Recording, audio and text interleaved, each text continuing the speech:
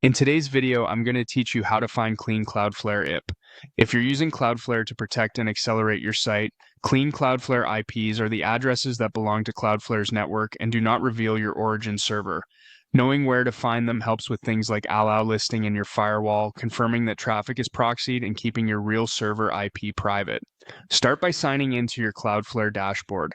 From the home screen, head over to the domains section. This is where you'll see all the sites connected to your account.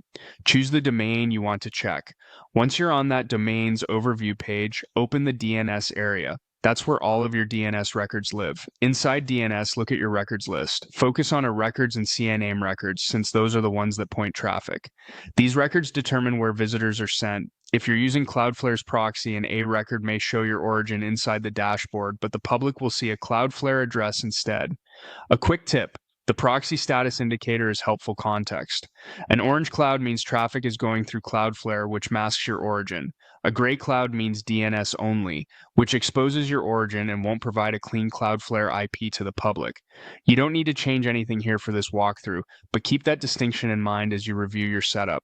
To confirm the clean Cloudflare IPs you should expect to see on the public internet, go to Cloudflare's official IP ranges page. This page lists every IPv4 and IPv6 block that Cloudflare uses globally. It's the authoritative source for checking whether an address belongs to Cloudflare, and it's the list you'd use for firewall allow lists or for verifying that the IPs serving your site are indeed Cloudflare's. Compare what external lookups return for your domain with the ranges on that page. If the IPs fall within those ranges, you're seeing clean Cloudflare IPs and your origin remains hidden. If not, review your DNS records to make sure the relevant ones are proxied.